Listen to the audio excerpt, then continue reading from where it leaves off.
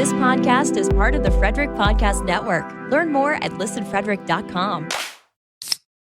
Hey everyone, welcome to Beers in the Lot, One More Beer Part 3. We did one for NHL trade deadline last year, for free agency over the summer, and now for NHL trade deadline 2023. So this time around, it is myself, Riggs, and Jonny Walker as usual. Yo. But we're also joined by Beers in the Lot co-host and king of the one-liner that usually ends us on episodes, Danny. Oh, glad you guys invited me this time. It's spectacular. We always invite you. You I know. never show up. As I said, Danny, welcome aboard the pirate ship. Yes. Thank you for coming. This what must all the guests feels like. So Maybe. I'm feeling I don't pretty know. good, Do you feel clammy, nervous, anything like that? All right, good. yeah. Well, A little bit. Well, we're going to put you on the spot. Well, not really. We're all going to talk about the recent NHL trade deadline just passed this afternoon. It is Friday evening. The trade deadline passed at 3 p.m. today. Jonny, please lead us off with your thoughts on the trade deadline. So let's see. From January 1st to now, it was 62 trades. 38 took prior to today. And I think it was like Jim Rutherford and Ray Shero when they were doing well with the Penguins. They kind of made the joke, we like to do everything early because A, we don't pay as high prices, and B, you kind of get players, especially those that have families, a little more time to travel to cities, feel comfortable, get in the groove with the team and all that. I think this year was a little more like kind of cap certainty. Like we all know it's the second year of the held in place salary cap, but also too, like once that Tarasenko deal started, man, like everyone was like, all right, I got to get my shit in now. Like kind of like extra credit work. Whoever turns it in first gets all the credit. So yeah, I'm fine with that. I'm totally in. If you're like, some of the guys on Sportsnet today watching Biz and Nasty just stick his foot in his mouth for, 4 fucking hours. Weird. Yeah, I know. Jeez, that guy, whatever.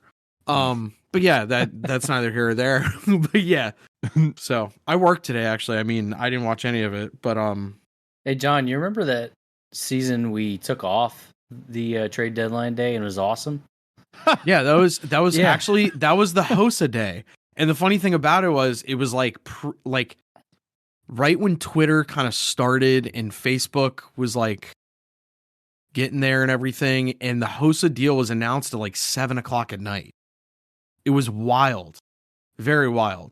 I actually heard a funny story about Colby Armstrong today on the Sportsnet panel, which is awesome. So that day they had practice. Flower like stuck his bag in the middle of the room after practice, like almost like, hey man, congratulations on practice, pack your shit, let's go. And then they like told him it's a prank. And then he's like, yeah, it was like sitting in the hotel room a little later and I got a phone call. So he's like, he like pranked me and it foreshadowed later in the day, which is kind of funny. No. So yeah, I feel bad for him. But Danny, like what, anything stick out to you? I mean, especially Pittsburgh wise, I want to hear your thoughts on it. I like that they brought back Bonino, but I think we were talking about it in one of our side chats. Pittsburgh loves to bring back old characters, old cast members, right? They like to bring them back. And they didn't get any younger with bringing him back. So that kind of makes me a little bit nervous. I know moving forward, we got Sid, Gino, and Tanger locked up for at least another 3 years. So I know they're kind of in that win now kind of phase, and maybe those are the extra pieces that we needed, or some more guys that can fill certain niche roles. But definitely not building for the future at the moment. Yeah, no, and they got Kulikov, who's a UFA, which I don't He's mind. How old is he? He is 32. So I was talking to somebody. It wasn't in our group text message. I was like joking, like the Penguins are going to enter into the Johnstown 35 and over division next year. Like they could probably get in with some of the characters they got. But I mean, I said it a little while ago.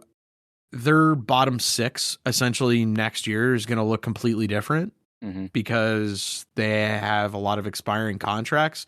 Nick Bonino's in that category as well. You get rid of McGinn, and then Anaheim actually takes all of the contract for 2 years, which helps the Penguins out.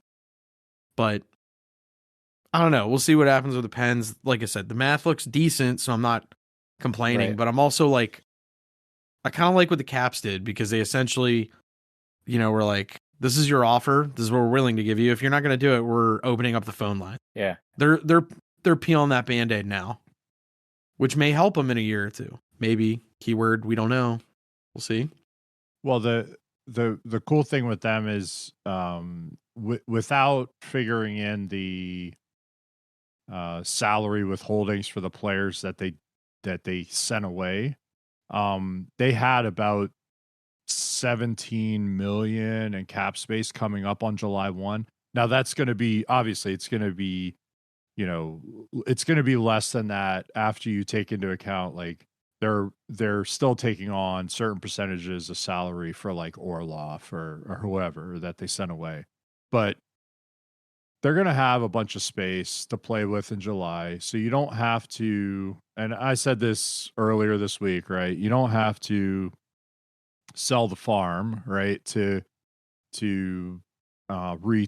You can go after proven everyday guys if you want with favorable contract terms and money. So the Sandin deal makes a lot of sense. They were talking about Chychrun earlier on, and that kind of, went the other way. And he ends up in Ottawa, which apparently, Dorian had made some sort of promise to G to bring a defenseman in earlier in the year. So that kind of, check that box, even though now they're chasing, playoffs, but, whatever that means for them. But I like, even though it means like, hey,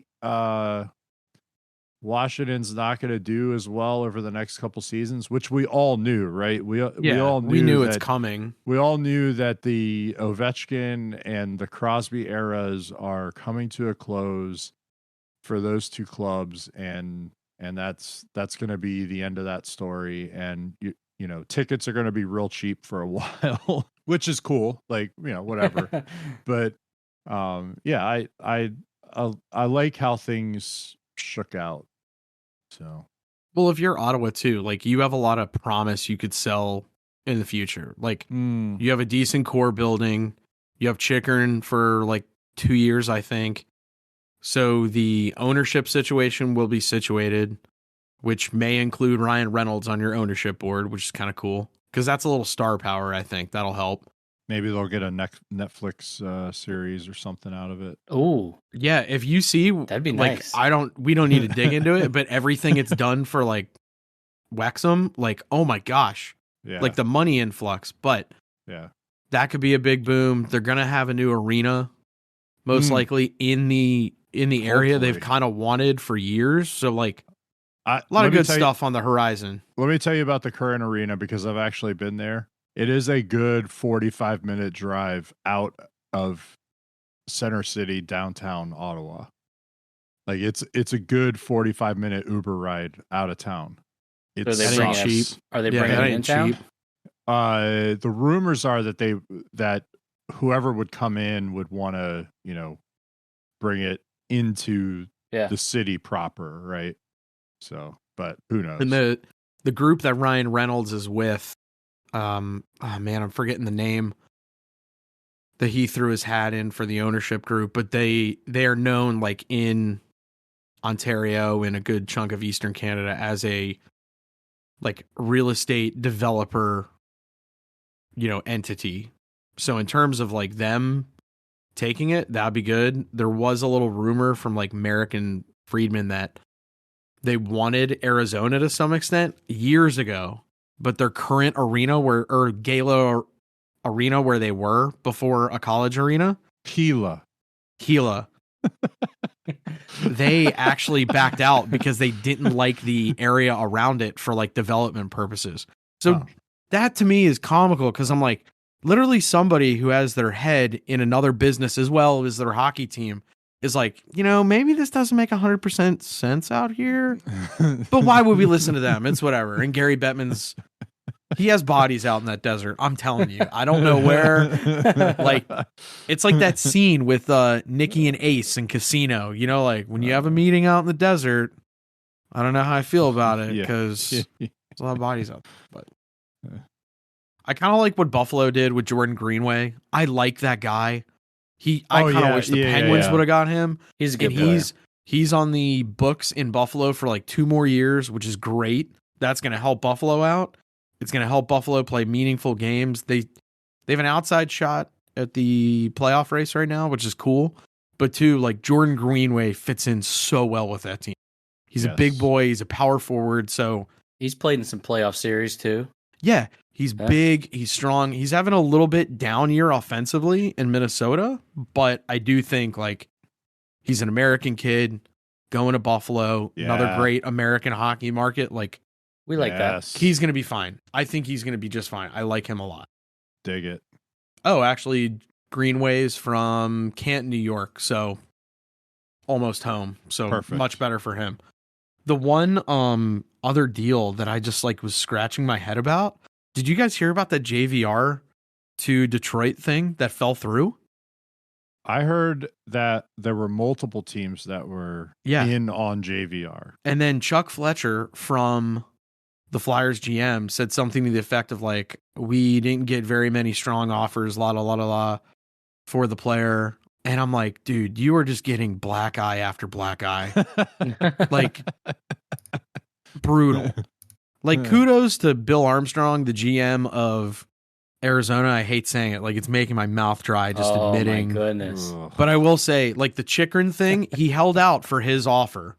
And, like, I'm sure he had others in place. So, like, good on him for finally moving it. But, like, I'm willing to bet there were other offers that he could have taken. But, like, Chuck Fletcher, like, dude, for Philly, your team sucks. The Chikrin deal, like, get him out of there. It's the first this year, the second next year, and then the second 3 years from now. But that's what I'm saying. Like, he held strong on his price. And it sounded like Chuck Fletcher clearly didn't get an offer that he was willing. And part of me is like, maybe that's because the player you're trying to deal, you're totally misjudging the market value on this kid. I don't know, because there were a lot of insiders that were all saying like JVR is in play high up on the board. Like in play for like 5 or 6 different teams. Let's say timeout really quick. High up on the board as of today. 2 weeks ago, I think he was very down that fucking list. But a lot of people moved, so he got vaulted up said list. So, yeah, I mean, I don't know. I like JVR. I think he's worth it. We'll see. Montreal didn't do anything really. Well, there were quite a few. Vancouver, there was talks all day that Pittsburgh and a few other teams were talking about JT Miller. Tons of teams. Yeah, Besser and Miller didn't move. I thought Besser would have, but I think his salary cap is a little, I wouldn't say an issue, but I think if any of those guys are going to move, it'll probably be, if I had to guess from the Canucks, it'll probably be in the offseason, if I had to guess. So, and actually Vancouver next year, they're over the cap already. Oof. So they have to get rid of somebody already next year. How are they over the cap? Part of it's LTIR, but also the other part is contract extensions kicking in. So like, yeah, they're screwed. And Demko, they're probably going to trade Demko, but also like that's a young kid, so you're going to trade a blue chip goaltending prospect. Is he blue chip though? Yeah, that's kind of the thing. Is he not? Quinn Hughes is having a really good season quietly. Very Yes. quietly. He's a point a game. He's doing great. What kind of contracts are they signing out there? Only people I can think of are Besser, Miller, Demko, and then who did they already trade? So I think Besser, Peterson, Hughes, Miller all make Pedersen. over like $6 million. Oof. Oh my god! And Oliver Ekman Larson, him too. So they got a lot of bodies there for. I wouldn't say they're screwed, but they're gonna have some big problems. So, that's a disgusting situation they're gonna deal with. Oh yeah, it's not good. They're at 91 mil. They have a bunch in LTIR, but yeah, it's bad. Because JT Miller's $8 million next year. Brock is 6.6.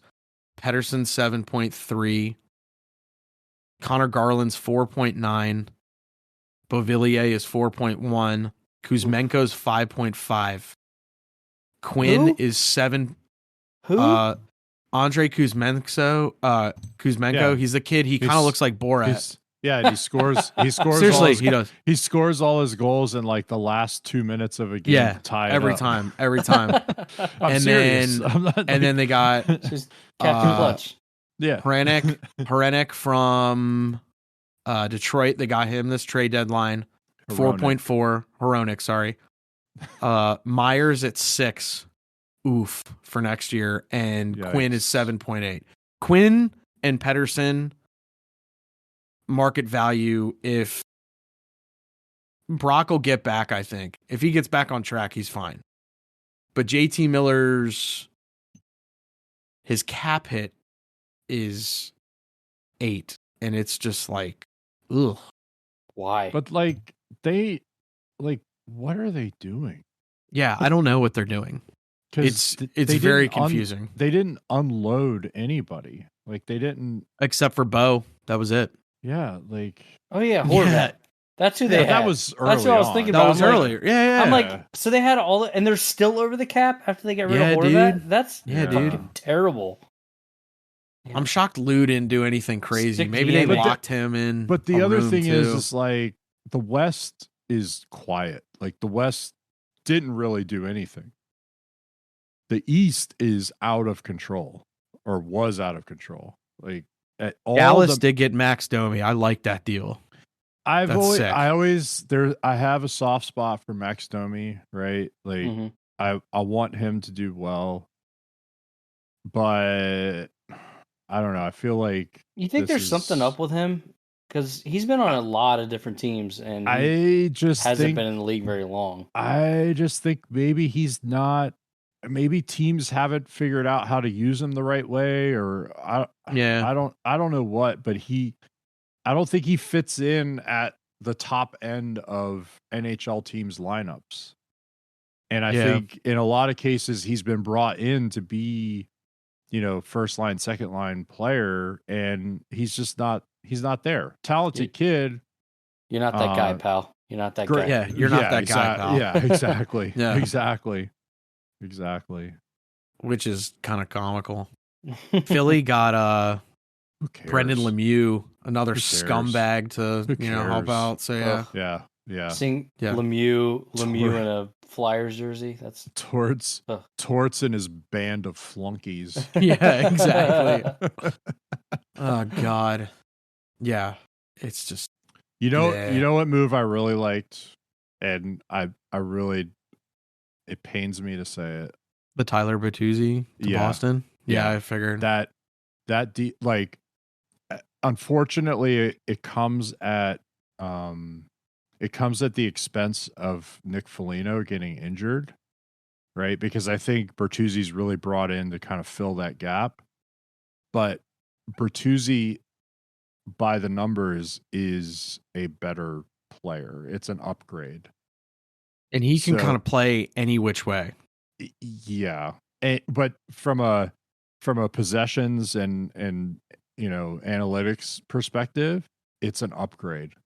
Oh, And- absolutely. yeah. And so my sort of like interest in it now is when Foligno gets healthy as Boston progresses into the playoffs, and they're going to go deep. They're built to go deep. What happens? When Foligno's finally healthy, do you keep Bertuzzi in the lineup and then push someone out that's been with the club for a minute, or do you sit him, or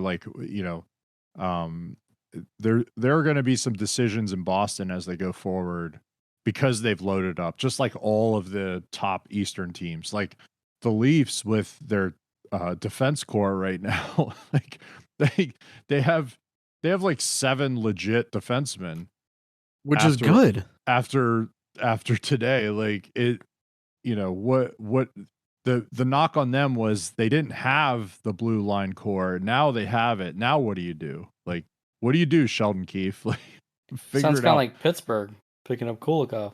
Yeah. The only difference is Pittsburgh's fighting for a playoffs, not guaranteed, pretty much. Yeah. Pivoting to kind of back the West a little bit with a guaranteed slot. Seattle did jack shit. I kind of love that. Well, they're still building. They're going slow with their build.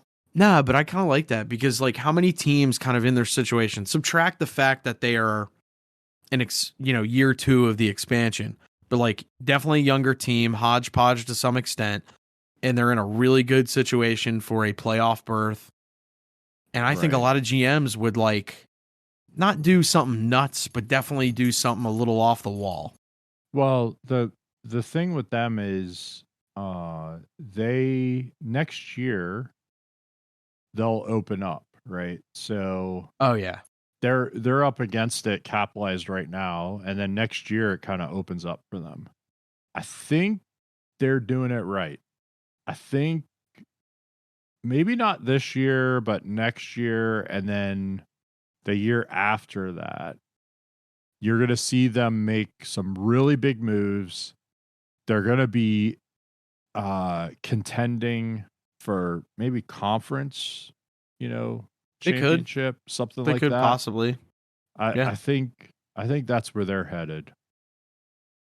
A little bit different than Golden Knights, right? Which was like big bang out of the gate, like we're going. And they've just been trying to do big bangs ever since. Right. Well, yeah. And now it's not. Well, they'll get in the playoffs. They got Jonny Quick to like kind of shore up the goaltending, but I don't know, man. What scenarios have to happen for the Golden Knights and the LA Kings to play each other in the playoffs? Because I want Quick to play the LA Kings. Well, right now, as it stands this evening, it's the first tiebreaker is points percentage, but they both have 78 points, with Edmonton at 74 and Seattle at 76. So there's a chance. So they would have to if everything stands pat as of this evening, they would have to meet in the second round technically. Yeah. Or maybe let's say one slides, or they both slide, Seattle overtakes, or Edmonton comes from the back and kind of upshoots them a little bit. Let's say, you never know. Right. That would be a first round. That would be so sexy. God. Oh my God. Jonny Quick in Vegas after the whatever happened. I mean, the story is that the only way that deal got made was if LA dumped Quick on the Blue Jackets. I don't even know what else was involved in the trade. All I know is that the story was that the only way the Kings were going to do the trade with the Blue Jackets is if the Blue Jackets took Quick in the deal, which I think is extremely fucked up considering what Quick did for them with the Cups. But and they just put up a statue for Dustin Brown, right? Which is kind of tight, yeah. They just put up put up a statue for Dustin Brown, and then they're like, you know what, Jonny Quick, we're gonna send you to Columbus, Dude, where's Rick James when you need to In go this in deal. cold-blooded? Oh That's my- what you need. oh That's my kind of what you God. need there. Oh my God! But also They didn't want to okay. spend the money on the new statue. This so, year, like, we gotta this get him out of year, here. yeah. Johnny Quick's numbers, he has a 3.5 GAA and he's an 8.76. Dude, he's old. Like, I get it. Yeah, I know. I get it.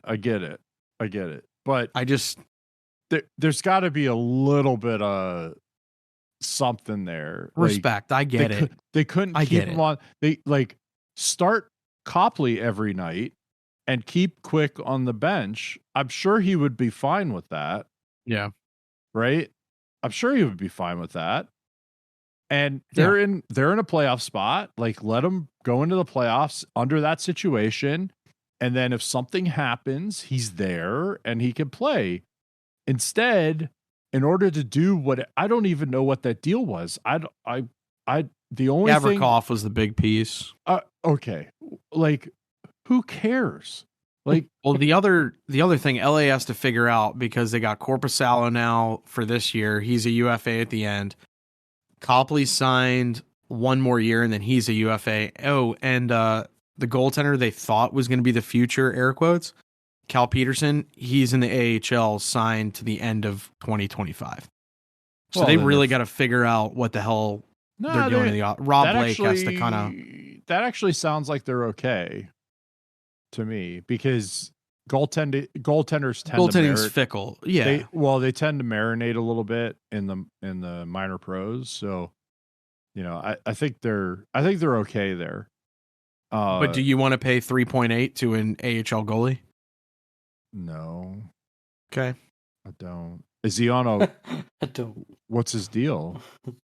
3.8 to the end of 2025. Cal Peterson. And he's on a one way.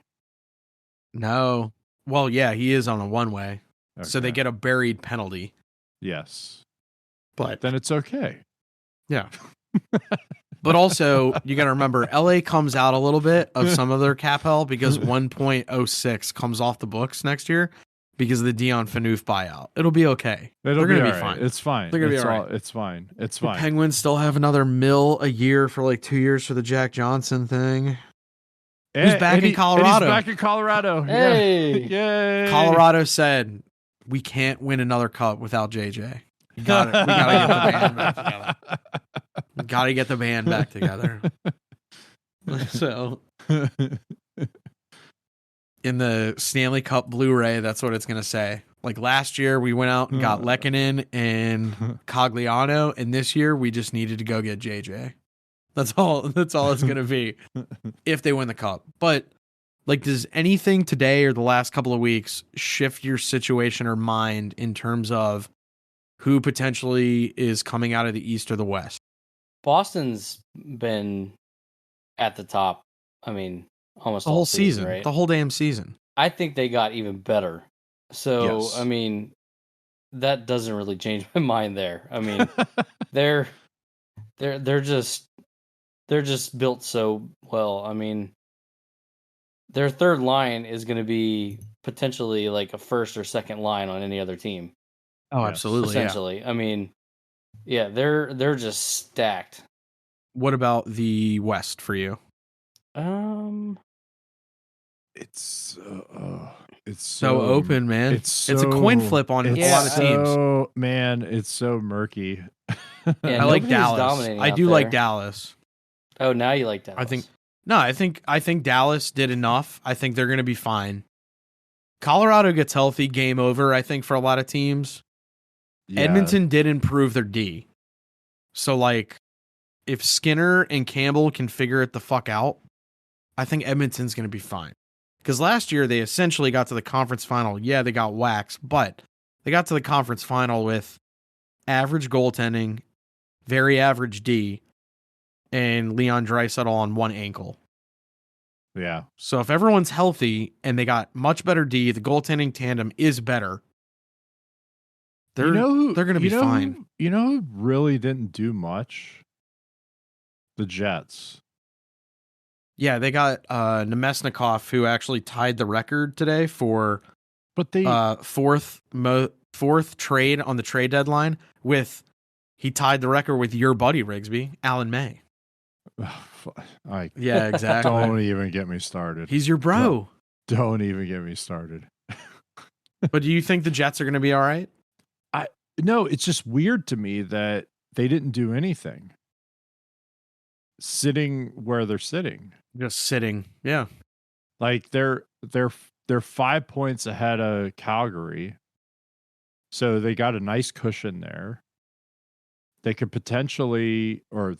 have potentially brought somebody in to kind of help them down the stretch here, to kind of solidify that, whatever that playoff spot that they're going to be in. But they didn't do really much of anything. Now they're playing pretty well. Like they're, I think they're fine. I don't think the Flames are going to catch up. I the was Flames did kind they of do kill me. anything? No, They didn't look Not like really. they did anything either. Nothing. I mean, Not really. Nothing. Danny, actually, they did do something today. Oh, What yes. did they do? They traded with Arizona, brother for brother. That's right. First time that's happened. Exactly. First time it's ever happened. The Ritchie But- brothers. Yeah. The Ritchie bros. It's great. Yeah. Nick for Brett. I want. They have to like literally text each other like, "Hey man, just make sure like you unplug the coffee pot when you leave. But Yeah, I was you can gonna just say, stay here. Do you think they Like they just have swap to, houses? right? They would have to, I Yeah. guess, right? Yeah, we'll see. I mean, I feel bad. Like Calgary is on paper, they're so good, and the D core is awesome, and Markstrom was supposed to have a decent year, and they've just kind of been average. And Blake Coleman, they lost last night, and he straight up said, "We're a good team," or actually he goes, "We could be a great team, but we don't know how to win." That frightens me. Hearing that quote, Yeah, it's yeah. something in the room. I don't know what. Is it Daryl? That's what people say, but like, because I do know, like the Peltier thing, that pissed a lot of people off. Yeah. When he did the little game sheet thing, like, oh, what number is he? I don't know. Maybe it's the Like, Ritchie brother. Maybe they're like, let's go get the other Ritchie brother. Yeah, man, that's it. We gotta change the room, change the vibe. They got sick of Brett talking about how cool Nick is, so they were like, We gotta "That's it. see this guy. Get his ass out of here." We gotta see this guy. Yeah. All right, that does it for One More Beer number 3. Thank you for listening. As always, if you want to check out anything else about Beers in the Lot, please check out beersinthelot.com. We will have a new episode this Wednesday, regular episode number 134. Until then, we'll catch you next time.